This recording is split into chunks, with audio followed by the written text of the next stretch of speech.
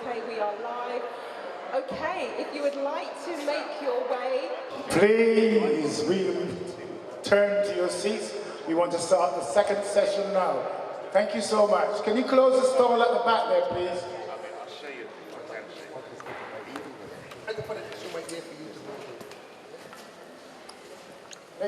Thank you so much. We are now going to move to audience Q&A.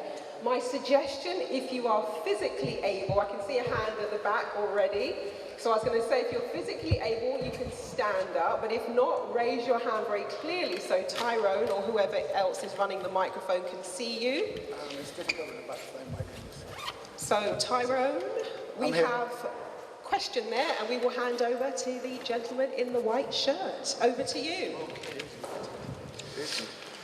So Wes Hall, a question from Wes Hall.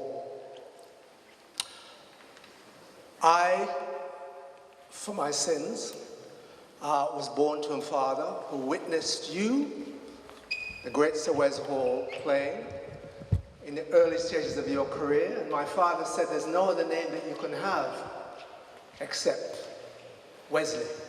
So I was christened and named Wesley Hall. Really? That'd be very valuable.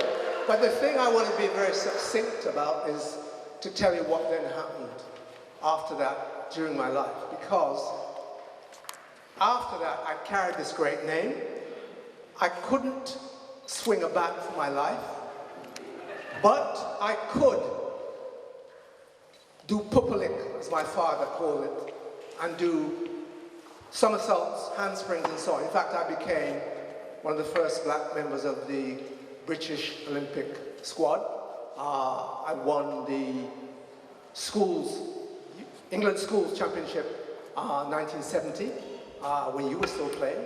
I was the schools floor and vault champion of England, and then I went into the Olympic squad and ended up in 1973, before going to university, the third in the Olympic gymnastics. And just to say, because we are very short on time, if there's a question in there, we would love to hear it. So the question I wanted to ask was, after all that, I'd enter into many people's offices, and of course they'd say, Wes Hall, where is he? Where is he? And I remember one editor of a magazine, and they said, Wes Hall. So the one thing I would ask you is, how would you have coped with living your life and being dubbed Wes Hall, and then having to respond to that? I couldn't, because as a commercial lawyer, telling a lie was outside of my gift.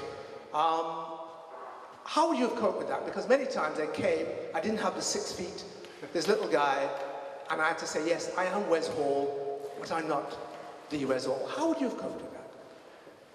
Well, sir, the first thing I put to mind is my first son was a jockey, and I don't think he was any bigger than you. He wasn't a jockey. But look, do not tell about that. About 20 years ago, a young man in Canada used to go on the internet as Wesley Hall. And, you know, people would say to me, why is this person, everything, only him, Wesley Hall? I said, well, I'm not very good at it. If you could help him, I see, as long as he doesn't do anything illegal. And then he went on to 20 years. Only about 4 months ago, he called my daughter and said that he would like to have a word with me. And he was in St. Lucia, where he has 2 hotels. That guy now is number 1 or 2 richest man in Canada, and he was born like me, and you know, I was, as you know, party of the proletariat, and he went to Jamaica, to Canada, and now he is the 2nd richest man in Canada. And what has happened to me is that they have now gone and put Wes Hall me that I have earned in life $60 million, and everybody's calling me now for some money. You see? So I don't know what to do, but what I'm saying is, don't worry about it. Names are there, and But this guy's father loved Wes Hall, and he was a Hall, and then he named this boy Wes Hall. He's really a Wes Hall.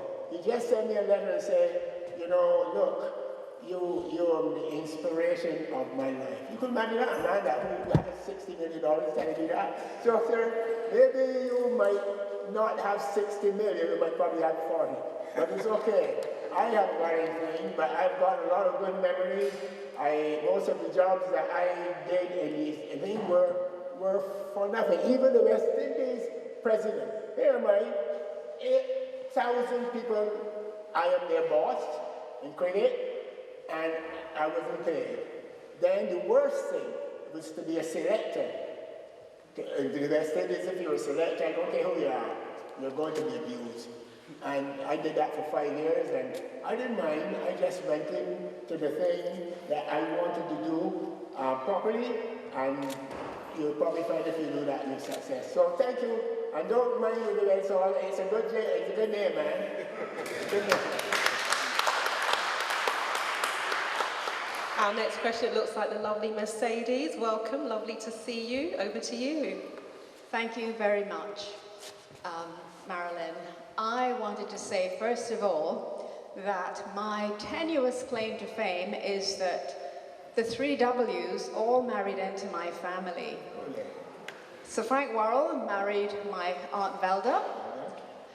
Sir Everton Weekes married my cousin Joan. And Sir Clyde Walcott's son, Michael, married my cousin Lana, who was the daughter of Frank. Now, I don't have a question for you, Wes. I have a great thank you. Because I remember seeing you at my home with Shirla, your former wife, in England. We had a wonderful time with you. But then, the last time I saw you was at Alwyn Brewster's home about 20 years ago, and you gave me a joke which has entertained more people than you can imagine. Because you said to me, look here, Mab, everybody telling me they went to Cambridge and Oxford and the West Indies University, and I've been to nowhere like that. But you know what? I don't remember. I could tell them I went to the University of West Indies, but I don't tell them I only went there to pick knocks. So thank you, Wes. Lots of love. Welcome. Wonderful. Thank you. Can I reply to that, please? If all 3 of them are your family, I think you should look at, doing something about that. You know, to be family of Worrell and Walcott, it's a rare pleasure. Now, Worrell, I was battling with him one day in India, and he sent me last, and I was annoyed. Imagine putting Griffith and to get the bat before me. And then when I got up there, Wes, I need another 100 runs. I said, another 100 runs? You're going to make 99. I met 1. He said, no, you stay, you can bat, you know. I said, really? Let's see what's going on. So we wanted 100 runs, and then when we got to about 36, I hit 4 consecutive 4s, and he ran down to me, Wes, you never call me Wes, Winfield, what are you trying to do? Are you trying to make me look bad? I said, no, Skipper, I just want you to be aware that there are 4 W's in this team. He said, what? I said, Worrell, Weekes, Walcott, and Wes. And he forgot he wanted 100, and we only 98 partnership, and he looked wrong in anger and said to me, man, I have declared. And he declared it. So I got into hot water as they usually do for saying something like that. But, you know, that's your family, and I'm saying to you, the family like Worrell, Weekes, and Walcott, you were sitting there with a lot of millions of dollars. You got to talk about it. That's right. Wonderful, thank you. Next question. Hi. Hello. Sorry, my name is Ralph Cullimore. Yes, it's a privilege to be here, Sir Wesley Hall. My question to you is this. You had a very good partnership with Charlie Griffith. Yes. Can you describe that partnership for me, please? Short and sweet. Yeah. Well, Charlie came on the scene in 1960. played in a test match there in Trinidad. You know these wickets West Indians with all the great fast bowlers are very docile. And he got 3 wickets. You know, but nobody got 4. And yet, they dropped him out of the game. I believe it had a lot to do with the contractor thing. And your contractor got struck on with a very normal ball. He misjudged and he, you know, he dived it and it hit him in his head and he was in trouble. The ball that was vicious was the one at Mandraka. That took off a little piece of his skin on his nose. I was in slip and it knocked me down. I didn't hit me straight in my stomach. I didn't see it. And, you know, but Charlie Griffith then was in the doldrums until 1963, as you know. He came here to England, and I even like to talk to him because he came to England. He got 32 test wickets, 119 wickets in the league, and his salary for that year was £1 a day. You know, you can imagine that. We had the professionals, we were there £800, but Charlie got 800 a day. I said, I'll do something about that. I said to the fellas, look, somebody's got to get 100 at Cambridge, and it didn't happen until I went in. You look at him in 1965 at Cambridge. I walked up there, it was 7 for 185 or something like that. That's a disgrace against the university side. And I got 102, and I told Charlie, well, Charlie, having got only £5 a week and doing all this damage, and you know, you're number 1 in the world now, with a performance like that, but you ain't got no money. That's all usual thing. You know, you got a lot of style, you got a lot of, you know, you're very good, but you still ain't got no money. That was our cry. And I went down to the people, and I said, I'm Wes Hall, I got 102, and you said that I was the fastest century of the season. Yeah, and I said, well, you have £500 for me. I'm going to give half of it to Charlie Griffith because he's only getting, you know, a bit of money. And the man went through and he came back and said, oh, no, we do that only to batsmen. And from then I never batted bad because there's no point doing that, you know what I mean? So that is what happened. So your answer, it's, you know, that's what happened in those days, okay? And Charlie Griffith was a very great bowler. What they didn't know, what the English didn't know, is that one does not have to be a chucker because he's got his foot turned out. Because the great Alex Benson did that. He would never be called a chucker. He was a very, very great man. So that, you know, when people want to criticize you, they'll find most things. And Charlie did very well. And of course, you know what happened. The front foot rule, the iniquitous front foot rule that put Wes Hall out of circulation at the age of 29. Believe you me. I ran up one day in New Zealand, very wet grounds. Nowadays, the grounds are, the wickets are very like rock-like. Why? Because they have fast bowlers. Tell the West Indies people that.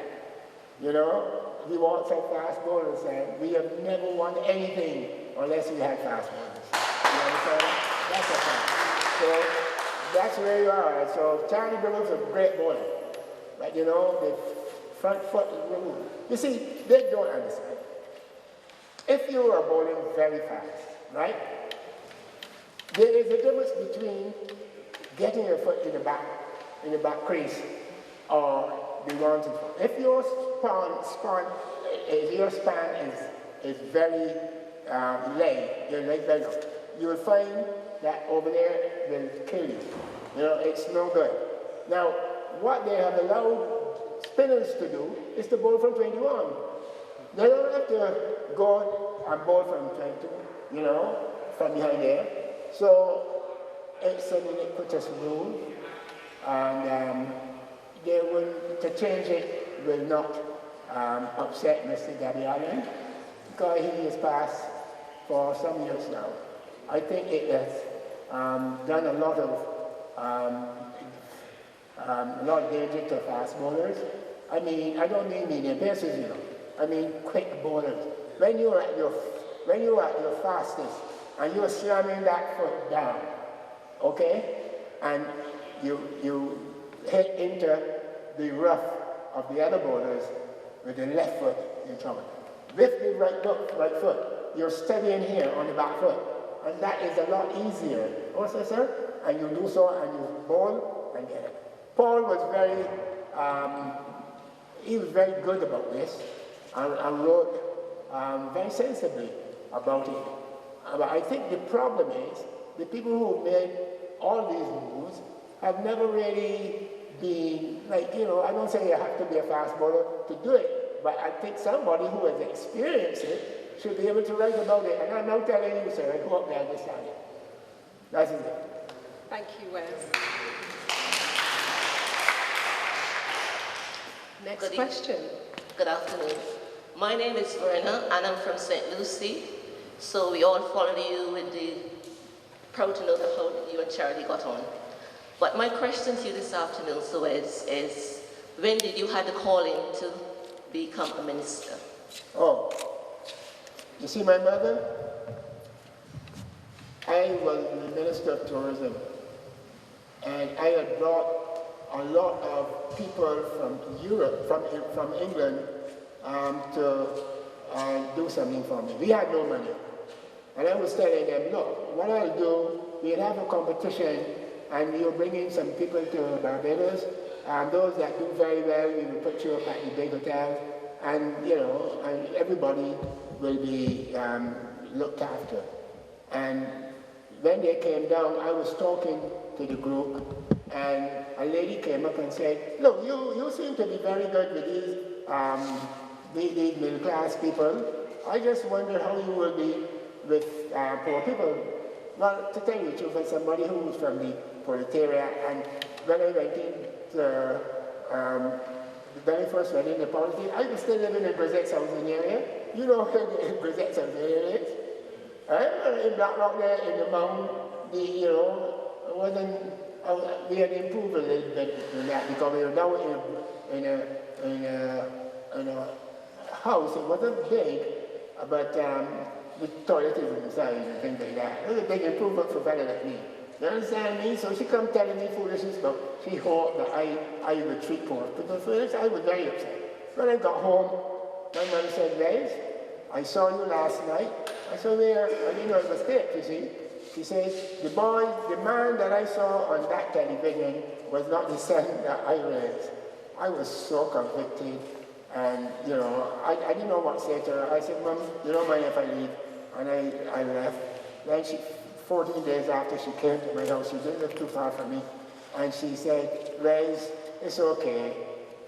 You know, I just wanted you to be on the right path, so don't worry about it.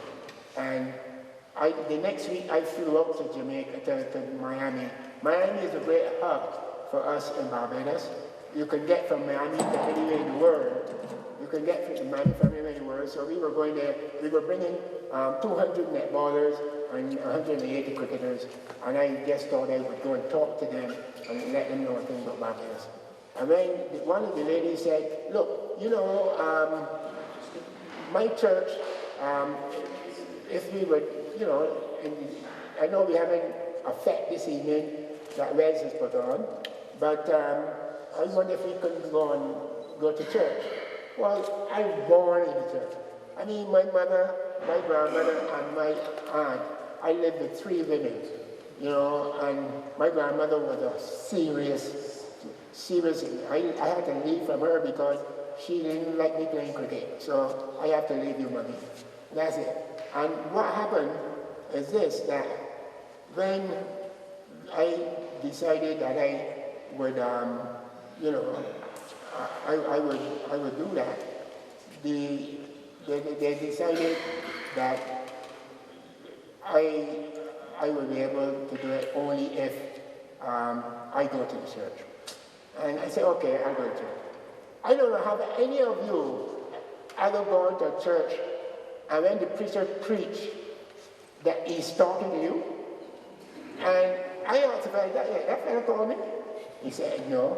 When the time came, to ask people to come to the altar, I didn't even look at anybody. I went up, I was sure that was God calling to me. It was coming a long time, and I went up, and everybody in Barbados said that I would last a week. Some said 2. So I said, well, give me 4. You know what I mean? And that was a little irritating and things like that. But I must tell you, lady, that God has been so good to me, that you see these things that I've been doing and many things that I didn't know about, but I said yes and I will go because I know the goodness of God. And I preach in the big one here. What's the name of that church? Right there by the pigeons. In St. Martin's in the field. The one at the one where the people in the House Assembly come down, walk down, and I did that twice. When Arabar, 5th anniversary of the death.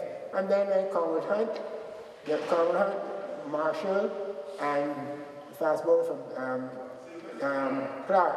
The 3 of them died within 4 days, and we had a big thing up there, and I preached there, and all over the world. And the prophecy was that I would go all over the world. I didn't want to go all over the world. I want to stay at home. I spent about 6 years going to Australia, South Africa, England, Australia, everywhere, preaching. And, that is something that, let me just tell you, I didn't go to that fete that I arranged. They told me they had a good fete. I said, I had one too. I went to the bishop's house, had dinner, and prayed for me. And I must tell you, it's the greatest thing I've ever done. It has cost me leaving Parliament. I was there for 18 years. And, I just say to you that my daughter helped me on it, that you have to know right from wrong. Okay, it doesn't matter who says it. There's nobody that should be able to move you towards something just because you are blind. And politics is a thing that sometimes people see it, well, I won't call the countries, but there's got some people's reputation that millions are going with them. And they know what they're saying is not true. And therefore, I just decided that I will leave politics. When I did, I had no money, and if you're a politician in a small area like Black Rock, those of you who know Barbados and you represent Black Rock, your money is for you and them. Because I live in the constituency, everybody know where I live, and if they come, whatever it is, I will do it for them. Whether they vote for me or not. You see, and that was my position. And at the time it happened, I was certain that I would never be beaten again. Once I was beaten, I won twice after that, and I didn't think I could lose. And I wasn't being, stupid about it, but it is the work you do, okay, as a politician. And I did that, and at least after that, I asked God, how is it that after 18 years in politics, how is it that a man who is a minister, the only cricketer up to today in Barbados, there's no other cricketer that has been in Parliament. I hope some of them will try and come now and give another contribution to the people. So I just want to say to you, darling, that yeah, it was hard,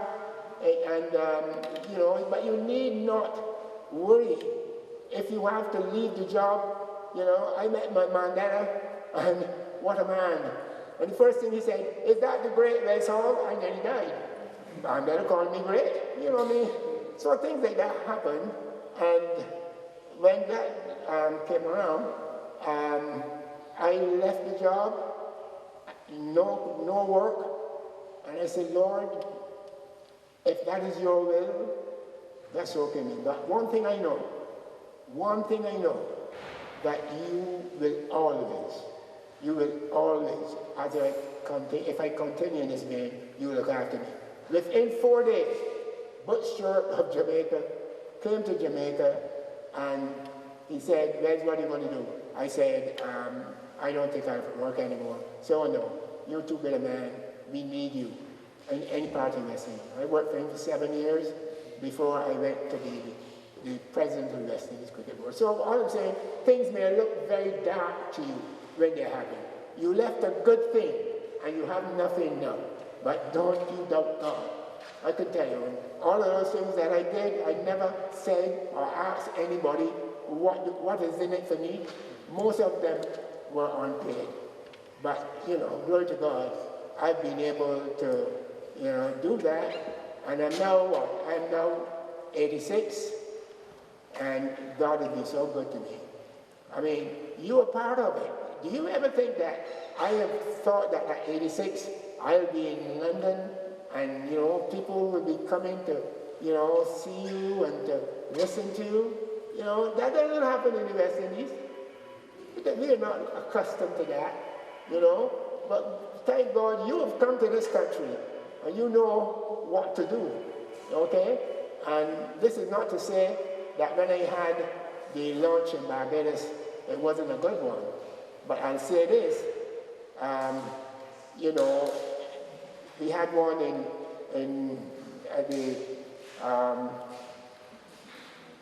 cricket ground, Lord's cricket ground, and this is the second, and then we have another one on Monday. And I must tell you this, I have been very, very pleased. I mean, I want to thank you so much that you can never know.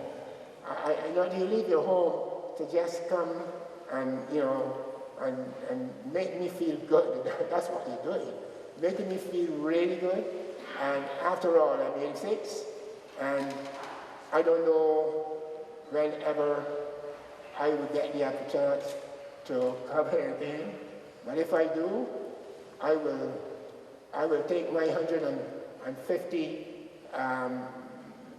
those things I have, and then you know what I mean, the trophies. I will exchange those 150 children for a crown which the Lord, God, promised me at that day. You know, but not only me, every one of you who have served God will get the same thing. So that's God.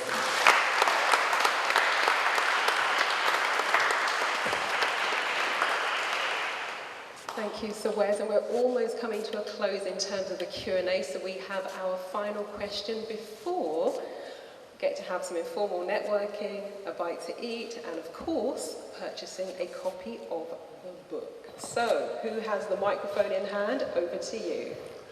So Wes, have there been facilities in place, including the time you were West Indies manager, with successive generations of West Indies fast bowlers to have access to you for your knowledge, experience, skills and expertise to the advantage of West Indies cricket? I'm going to do two things with that. I'm going to tell you that you're going to be disappointed, and I could cry on it. I've been living now in Barbados, not the time I was born, when I came back in 1970. And from 1970 to now, I have been living in Barbados. And only one boy has ever come to me and asked me about this bowling. I said, I'm not going to tell you about the bowling. Come, let me get you in the nets, you know. And he was bowling square on, and he wants to bowl out soon. Now that can't happen, you know. So it's simple. I said, stop that, you know. Let's bowl the in-swingers, you know. And then I said, now, to bowl the outswinger, you have to go close to the stump. You understand? And the later, the closer you get to the stump, okay? The closer you get to the stump, the later the ball will swing. Okay? So within half an hour, that youngster, he's now playing in Canada, in the Canada team. And I just want to tell you, it's something you could cry about, you know, because when I was 19, I didn't get a chance to say it before, but I went to Mrs. The great batsman, I always forget his name. I went to the greatest batsman before our captain. Yes, he's Jamaican. I went to him and I said, sir, my name is Wes Hall. I've just been to England and that tour I didn't do very well, but I think that I'm doing it wrong, but I think with a little correction I could still make it. Could I come to your house at the weekend or something so that I could talk to you and your wife? And he said yes. And I went to see him. You know, and in 2 days, I went there 2 days. And at the end of the 2 days, I knew more about cricket, you know, in 2 days than I ever heard for the whole life of my thing. You know, if you talk to Gary Sobers half an hour, you'll read so much, you know what I mean? And I did that, and then I said, that's all right. Then I went to the top of Harris, yeah. I went, yes, and I spoke to him, and he told me, Wes, you're going to be a great fast bowler, but you got to learn to run. You know, you're not running right, you're all over the place. You just deal with your coaching down the straights all like that. Don't go all over. And I went and did that, and you know, be lucky. Had I not gone to those two men, I would never have known what was wrong with me. You see what I mean? So, but the answer is no. I once went to a good Barbados youth team with the boy who was the captain of West Indies. And all who is now playing, they were only about 15 and 16 at the time. So Garfield Sobers and I went in. Not for money. I think they give us something to get a gas for give you to a little bit to put in the gas that we listed. And it bothers me. They paid Sobers, but they didn't pay me. And the fellow said he didn't understand what Sobers and Hall was doing there. Now, I don't like to say things like that, but I want to show you, if you ask me a question like that, I'm not going to hide it, you know what I mean? But I wouldn't sort of go and say that happened to me or put it in my book. Paul will allow me to do that because that would be grandizing. I wouldn't do that, you know? But it brings a tear to my eye when something like that happens. That no young fellows want to come up and say anything to you. When I went and knocked on the door and said, would you have me for a weekend? I didn't ask an hour, I asked for a weekend. And one last thing, you know what he told me? He said, Wes, you fast bowlers are not really, you know, you think you come to let down people and all that nonsense. That's not it. He says the spinners are the meanest people in the world. You know, and he said, why do you think they call Tiger, the fellow in Australia, well, he's a spinner, but he's a Tiger. And he said, I said, what did you do with that? He said, well, I'll tell you what, when you play a spinner, you hit the ball back to them very hard. They're so mean, they put down their hand. You hit it, bam, again, they put down their hand. He said, the third time you do that, and you go to spin, no spin, it's straight, because in here, numb. You see? So, that is the sort of thing that happened.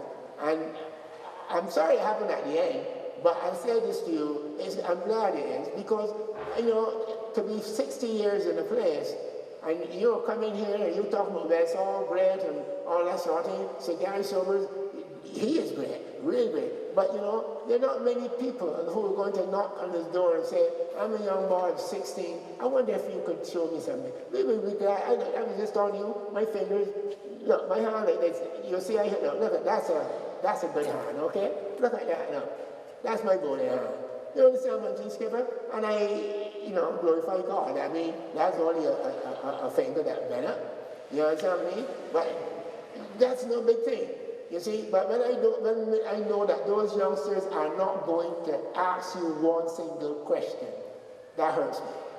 Because they're not playing that well, that I feel they don't need some tuition. You know, that's it.